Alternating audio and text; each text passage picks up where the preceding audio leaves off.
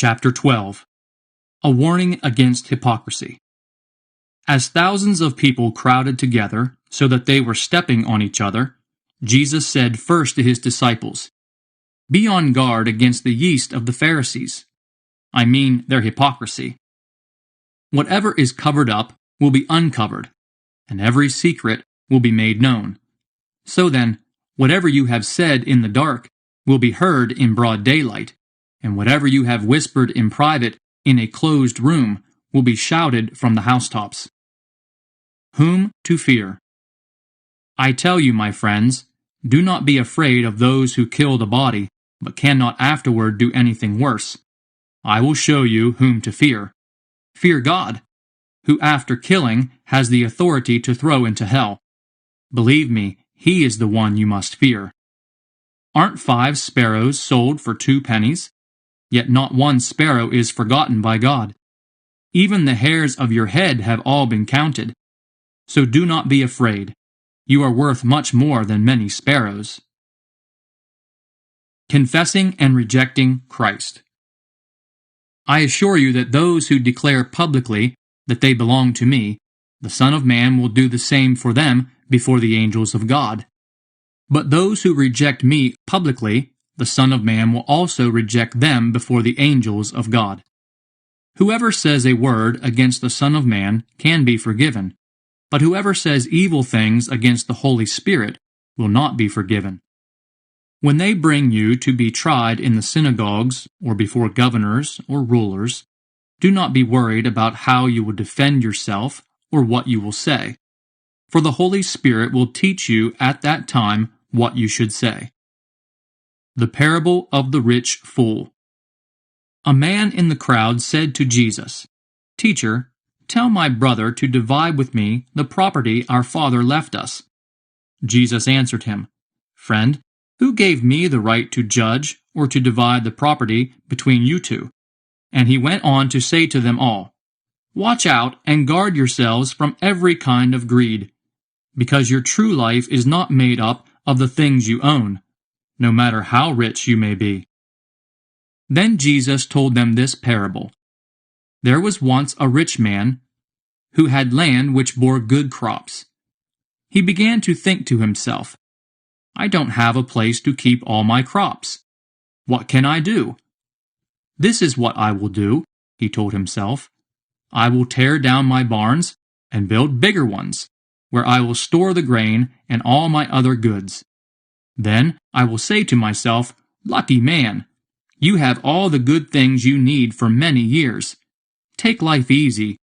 Eat, drink, and enjoy yourself.' But God said to him, 'You fool, this very night you will have to give up your life. Then who will get all these things you have kept for yourself?'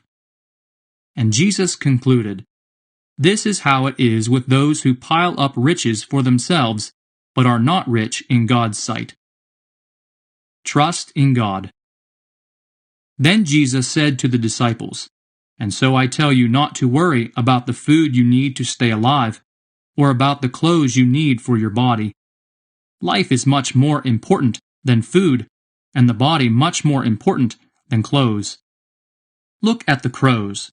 They don't plant seeds or gather a harvest. They don't have storage rooms or barns. God feeds them. You are worth so much more than birds. Can any of you live a bit longer by worrying about it? If you can't manage even such a small thing, why worry about the other things? Look how the wild flowers grow. They don't work or make clothes for themselves. But I tell you that not even King Solomon, with all his wealth, had clothes as beautiful as one of these flowers.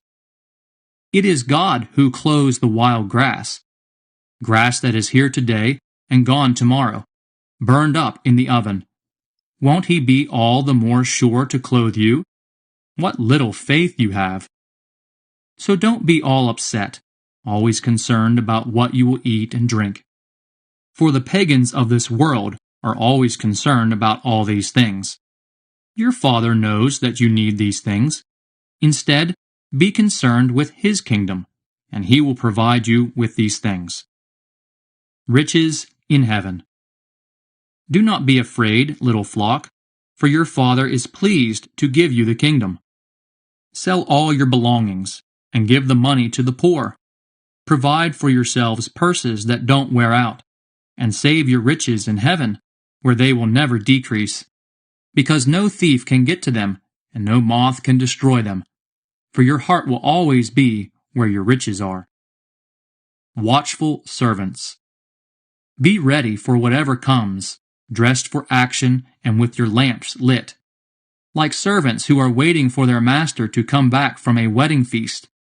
When he comes and knocks, they will open the door for him at once. How happy are those servants whose master finds them awake and ready when he returns.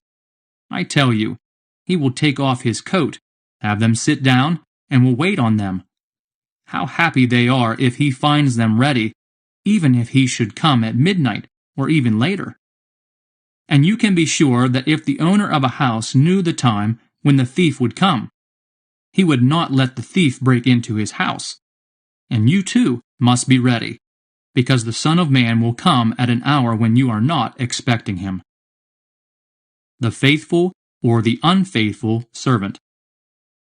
Peter said, Lord, does this parable apply to us, or do you mean it for everyone? The Lord answered, Who then is the faithful and wise servant? He is the one that his master will put in charge to run the household and give the other servants their share of the food at the proper time. How happy that servant is if his master finds him doing this when he comes home. Indeed, I tell you, the master will put that servant in charge of all his property. But if that servant says to himself that his master is taking a long time to come back, and if he begins to beat the other servants, both the men and the women, and eats and drinks and gets drunk, then the master will come back one day when the servant does not expect him, and at a time he does not know. The master will cut him in pieces and make him share the fate of the disobedient. The servant who knows what his master wants him to do, but does not get himself ready and do it, will be punished with a heavy whipping. But the servant who does not know what his master wants, and yet does something for which he deserves a whipping, will be punished with a light whipping.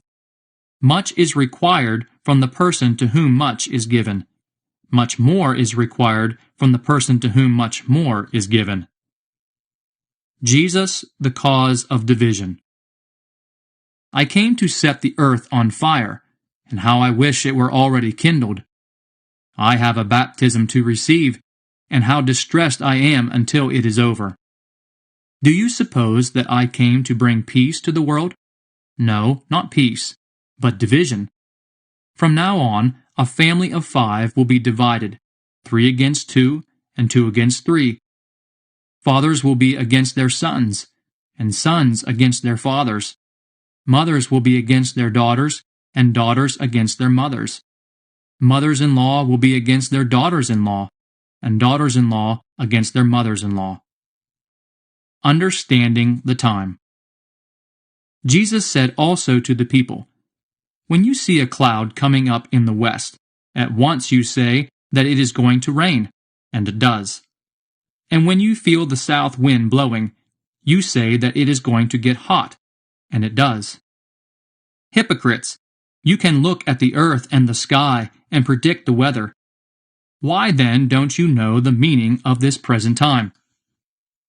Settle with your opponent. Why do you not judge for yourselves the right thing to do? If someone brings a lawsuit against you and takes you to court, do your best to settle the dispute before you get to court. If you don't, you will be dragged before the judge, who will hand you over to the police, and you will be put in jail. There you will stay, I tell you, until you pay the last penny of your fine.